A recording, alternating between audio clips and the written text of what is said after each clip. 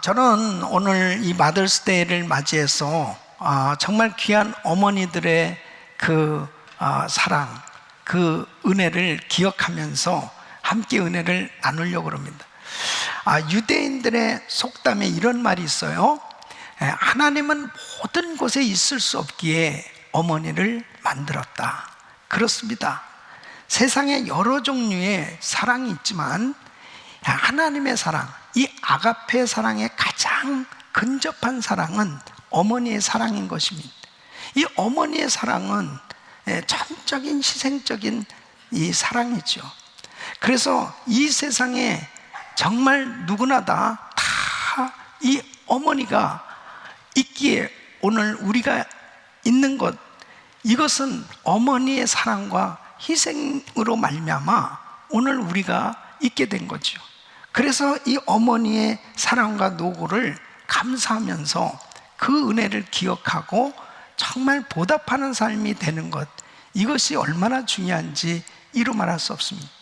오늘 이 본문 말씀을 보면은 예수님의 어머니였던 이 마리아, 이 예수님의 어머니로서, 이 메시아의 어머니로서 이 땅에서 정말 그 어머니의 역할을 감당할 때 얼마나 많은 힘들고 어려운 고통스러운 일들이 많이 있었는지 모릅니다.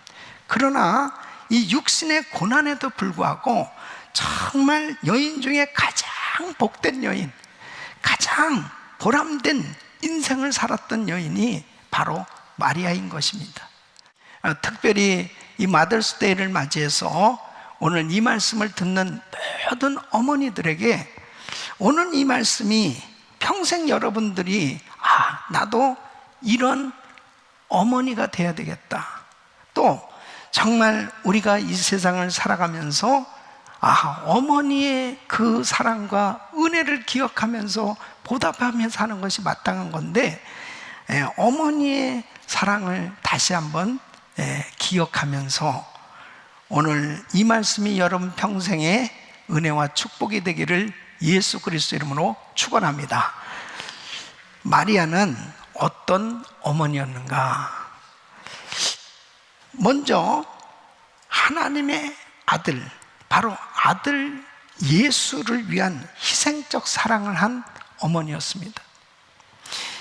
어떤 면에서 보면은 정말 우리 예수님의 이 땅에 태어나는 출생은 정말 특별했습니다. 일반적인 사람하고 다르게 출생을 하신 거예요. 어느 날 천사가 마리아에게 나타나서 이제 아기를 갖게 될 거라고 말씀을 하는 겁니다. 누가복음 1장 30절 31절 보면 천사가 이르되 마리아여 무서워하지 말라, 내가 하나님께 은혜를 입었느니라. 보라, 내가 잉태하여 아들을 낳으리니 그 이름을 예수라 하라. 이 말씀을 들었을 때 마리아는 정말 깜짝 놀란 거죠. 아니, 내가 사내도 알지 못했는데, 결혼도 아직 안 했는데 어떻게 아이를 가질 수가 있겠습니까? 그때 천사가 계속 이어서 말을 합니다. 누가복음 1장 35절 보면 천사가 대답하여 이르되 성령이 내게 임하시고 지극히 높으신 이의 능력이 너를 덮으시리니 이러므로 나실 바 거룩한 이는 하나님의 아들이라 일컬어지리라. 성령의 능력이 너를 덮는다. 이것은 정말 이해되어지지 않는 말씀이지만은 마리아가 이 말씀을 그대로 받아들이는 거예요. 그래서 누가복음 1장 38절 보면 마리아가 이르되 주의 여종이 오니 말씀대로 내게 이루어지이다. 여러분, 예수님은 하나님이신 분이 육신으로 구원 사역을 위해서 인간으로 태어나셔야 되는데 여자를 통해서 이 땅에 오셔야 되는 거예요. 그러면 어떤 한 여자를 선택해야 되는데 그 한 여자가 바로 마리아였습니다. 근데 중요한 것은 마리아가 자기는 그렇게 할 수 없다고 하고 거부한다면 마리아에게 임할 수 없는 거죠. 그런데 이 마리아가 주님, 제가 주의 종입니다. 그 말씀이 그대로 이루어지기를 원합니다. 아멘 하고 그 말씀을 받아들인 거예요. 그렇기 때문에 마리아에게 이 은혜가 임한 거죠. 그런데 여러분, 당시 율법에 의하면은 정혼한 처녀가 결혼 전에 임신했다, 아이를 가졌다, 돌에 맞아 죽는 것입니다. 그러니까 사실은 엄청난 갈등이 있을 수밖에 없는 거죠. 지금 마리아 입장에서는 이거 누구한테 어떻게 설명을 할 수 있겠어요? 그러니까 죽기를 각오하고 하나님의 뜻에 순종한 거예요. 그래서 이 마리아가 이렇게 결단하고 순종함으로 인해서 정말 희생적으로 헌신하였기 때문에 바로 우리 예수님께서 인간으로 이 땅에 탄생되셨고, 그 하나님의 크신 구원의 축복이 우리에게 임한 줄로 믿습니다. 그때 당시 로마 황제 이 아우구스토가 이 로마 식민지에 이 호적령을 내렸잖아요. 그 자기 고향에 가서 호적을 해야 됐습니다.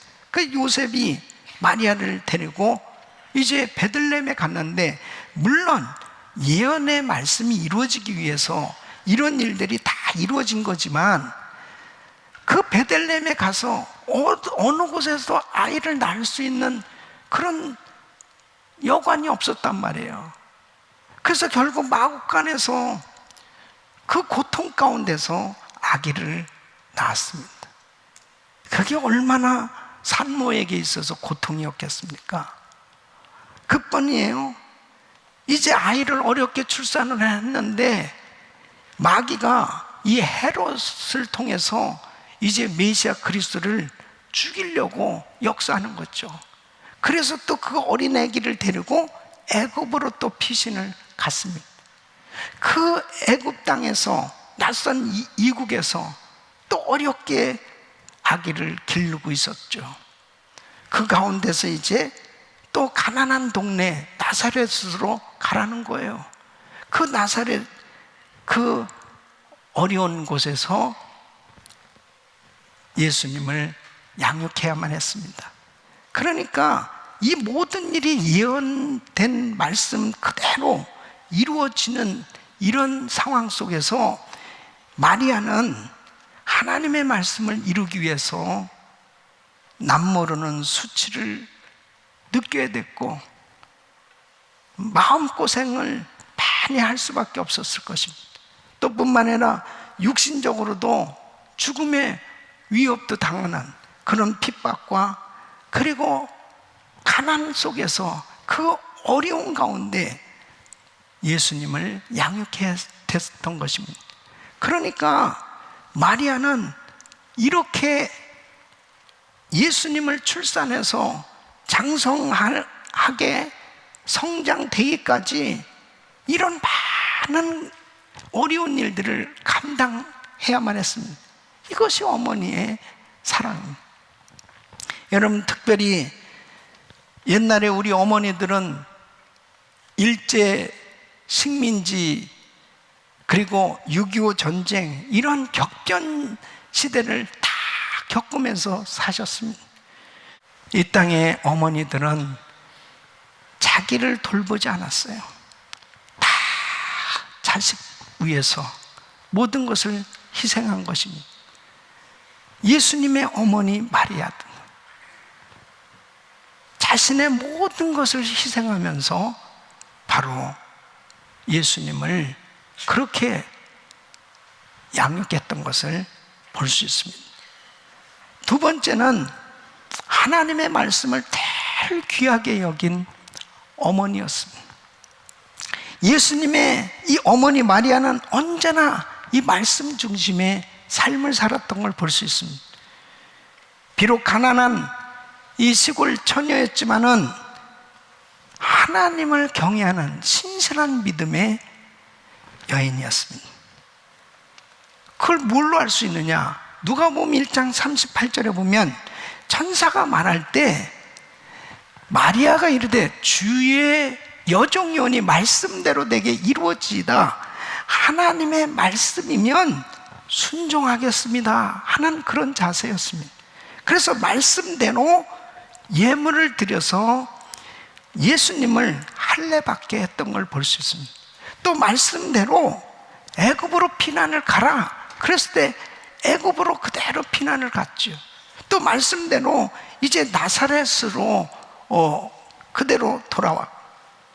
그리고 하나님의 말씀을 신중히 생각하고 그 말씀대로 하나님 말씀을 항상 마음판에 새기고 순종하려는 자세를 가졌던 걸 볼 수 있습니다.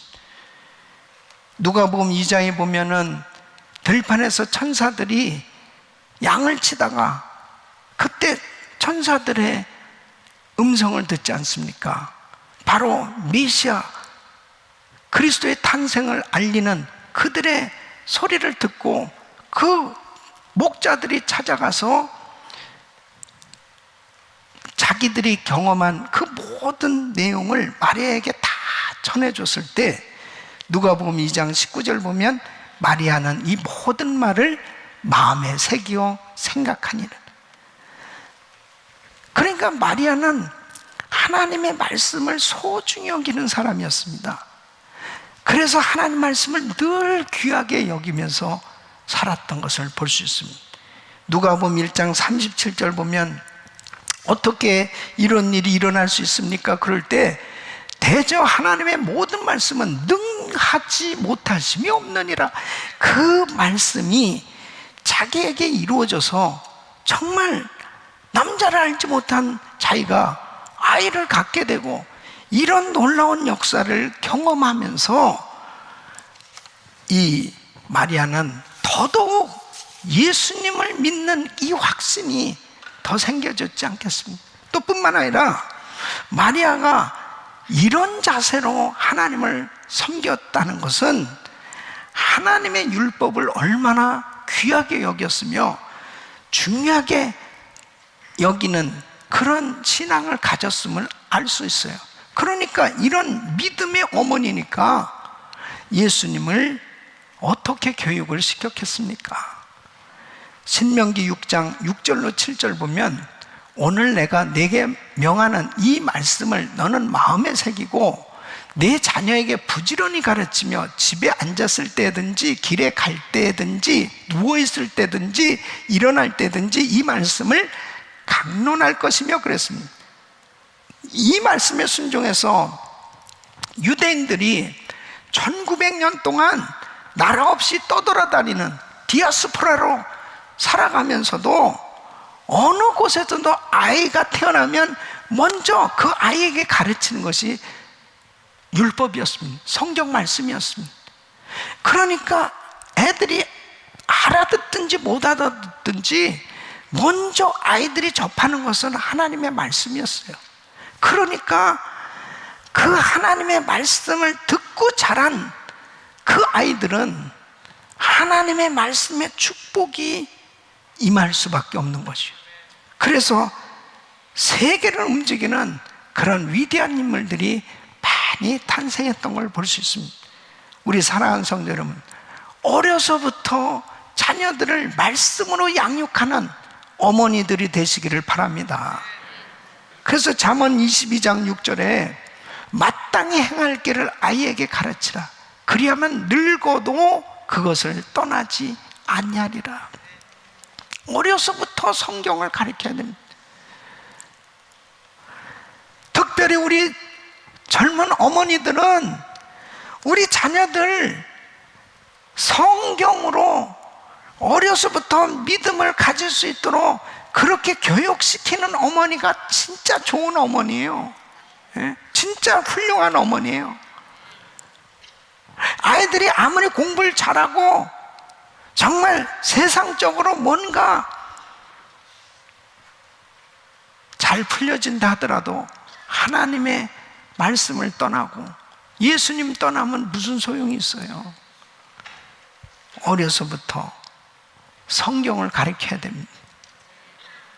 디모데후서 3장 16절 보면 모든 성경은 하나님의 감동으로 된 것으로 교훈과 책망과 바르게 함과 의로 교육하기에 유익하니. 그러니까 성경을 통해서 교훈과 책망과 바르게 함과 의로 교육을 받아야 하나님의 사람으로, 온전한 하나님의 사람으로 세워질 수 있는 것입니다. 여러분, 요한 웨슬레의 어머니 수산나는 이 목사님의 부인이죠. 이 요한 웨슬레 집안이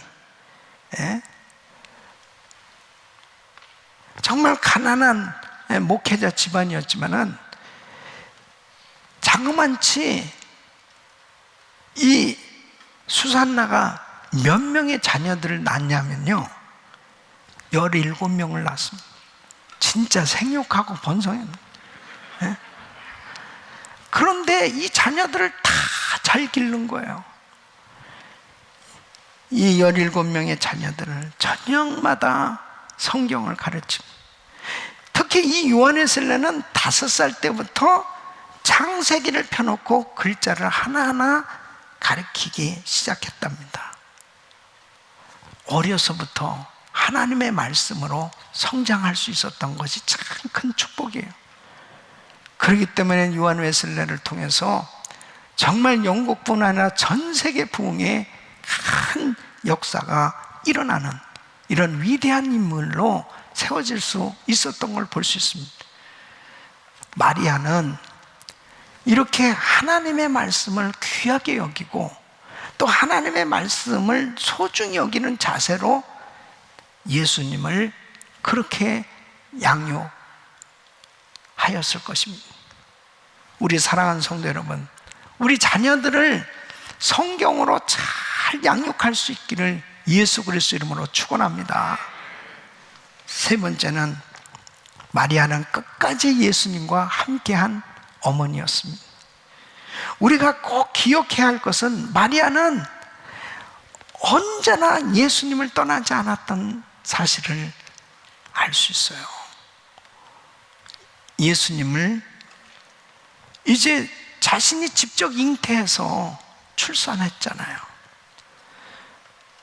그래서 예수님이 정말 장성해서 공생의 사역을 하시기까지 마리아는 예수님을 떠난 적이 없습니다. 여러분, 예수님께서 이제 십자가를 지실 때 오히려 제자들은 다 두려워서 예수님을 떠났는데 마리아는 그 십자가에서 고통당하고 계신 예수님 곁을 떠나지 않았습니다. 요한복음 19장 26절 보면 십자가에서 예수님께서 그 아래 곁에 있는 마리아를 보면서 이렇게 말씀하십니다. 여자여 보소서 아들이니이다. 그러니까 다른 사람들 다 떠났어도 마리아는 끝까지 주님 곁에 있었던 걸 볼 수 있습니다. 예수님, 그 아기 예수를 마리아가 안고 성전에 갔을 때 그 시몬이 이와 같이 예언을 하였습니다. 누가복음 2장 34절 35절 보면 시몬이 그들에게 축복하고 그의 어머니 마리아에게 말하여 이르되 보라, 이는 이스라엘 중 많은 사람을 패하거나 흥하게 하며 비방을 받는 표적이 되기 위하여 세움을 받았고 또 칼이 내 마음을 찌르듯 하리니 이는 여러 사람의 마음의 생각을 드러내려 함이니라. 여기에서 특히 칼이 내 마음을 찌르듯 하리라, 이 말씀은 마리아의 이 십자가 밑에서의 심적 고통을 그대로 말하는 것입니다. 얼마나 고통스러우셨겠습니까? 이 마리아는 정말 그 아들이 십자가에 못 박혀서 그 상상할 수 없는 그 고통을 당하는 것을 그 눈으로 목격하면서 그 마음이 그렇게 찢어질 정도로 아팠을 것입니다. 여러분, 우리 어머니들이 그러잖아요. 우리 자녀들이 조금만 아프고 힘들어도 어머니는 더 막 아픔을 느끼게 돼 있습니다. 어머니의 마음은 늘 자식과 함께하는 거죠. 가장 먼저 우리를 염려하고 기도하시는 분은 어머니죠. 저도 저희 어머니가 지금 이제 한국에 가 계신데요. 어머니가 이제 96세가 되셨습니다. 그래도 어머니가 지금도 건강하시게 정말 지내시면서 늘 기도하신 우리 어머니가 저하고 26년 같이 미국에서 사셨잖아요. 우리 교회에서 이제 금요 집회하면은 얼마나 많은 성도님들이 이제 기도를 받습니까? 예? 기도 막 받으러 많은 성도님들이 나와서 그렇게 기도를 받는, 우리 어머니는 기도를 안 받으시는 거예요. 안 나오시는 거예요. 그런데 집에 가서 어머니, 왜 어머니는 기도를 안 받으십니까? 아유, 목사님, 아니 그 많은 사람들 땀을 흘리며 기도해주는 그 아들이 너무 안쓰러운 거예요. 그래서 어머니가 이렇게 얘기하는 거예요. 지들 문제는 지들이 해결하지 왜 저렇게 기도를 많이 받냐 이거예요. 아유, 어머니 그런 인간적인 소리 하지 마세요. 그래도 계속 어머니는 지들 문제는 지들이 해결하자. 우리 아들 그냥 안수하느냐고 고생하다가 일찍 죽을까봐 그냥 어머니는 안쓰러운 겁니다. 제 아내는 더 많은 분들이 받아야 될 텐데 더 많은 어머니는 자기 아들밖에 몰라요. 그냥 아들이 그렇게 안쓰러운 거예요. 아들이 그렇게 딱한 거예요. 그게 어머님.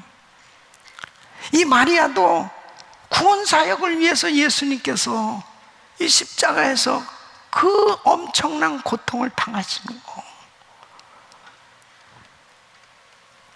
당연하게 메시아로서 그 인류의 죄를 해결하시기 위해서 그 고통 당하셔야 되지만, 육신의 어머니로서 이 심장을 찌르는 것 같이 아픈 이 고통을 이 마리아는 경험했던 것입니다.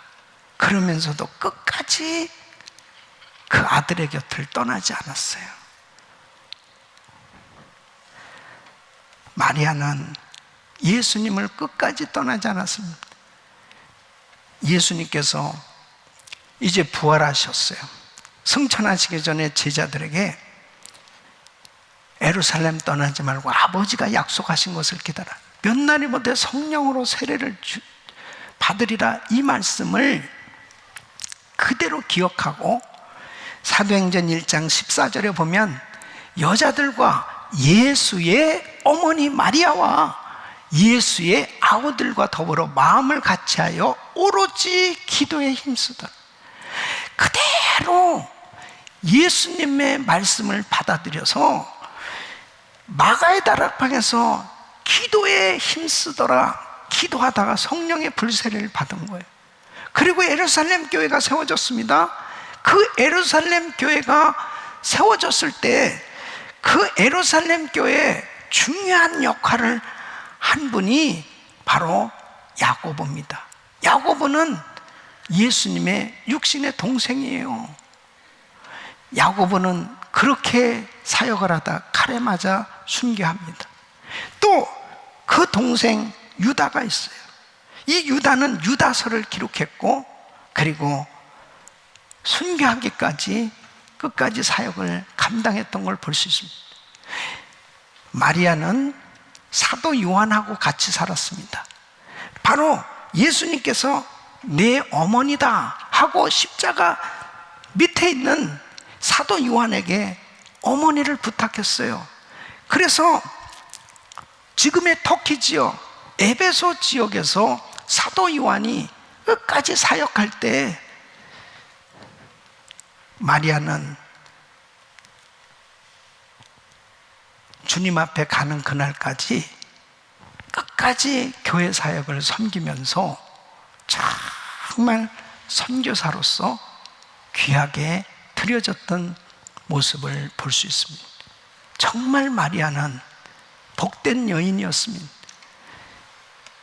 그가 예수님을 가장 가까이에서 섬겼고 가장 잘 믿었고 끝까지 예수님을 사랑했던 예수님의 육신의 어머니지만 참된 제자였고 바로 하나님 앞에 영광을 돌리는 위대한 믿음의 어머니였기에 오늘 이 시대에 살아가는 우리 어머니들의 롤모델이 돼야 되고, 그리고 정말 우리도 이런 코로나 팬데믹 가운데서도 끝까지 주님 앞에 믿음을 변치 않고 주님을 끝까지 사랑하고 주신 사명을 끝까지 감당할 수 있는 마리아 같은 그런 믿음의 어머니들이 되시기를 예수 그리스도 이름으로 축원합니다. 우리의 삶의 여정에 사명을 감당하기 위해서 때로는 고난을 당하고 고통스러운 어려운 문제를 당해도 바로 하나님께서 내게 주신 이 사명을 끝까지 감당하기 위해서 그 모든 어려움을 다 감당했던 마리아처럼 하나님 앞에 주신 사명 감당하는 그 사람에게 하나님께서 자녀들에게 복을 주시고 가정에 놀라운 은혜를 주실 뿐 아니라 하나님 앞에 믿음의 작품을 만들어 설 수 있는 그런 믿음의 사람들로 세워지는 줄 믿습니다. 우리 사랑하는 성도 여러분, 어떤 어머니가 이 시대에 하나님께서 기뻐하는 어머니일까요? 어떤 어머니가 되어야 우리 가정을 살리고 우리 자녀들을 바로 세우고 정말 하나님 앞에 충성을 다하는 그런 어머니가 될 수 있겠습니까?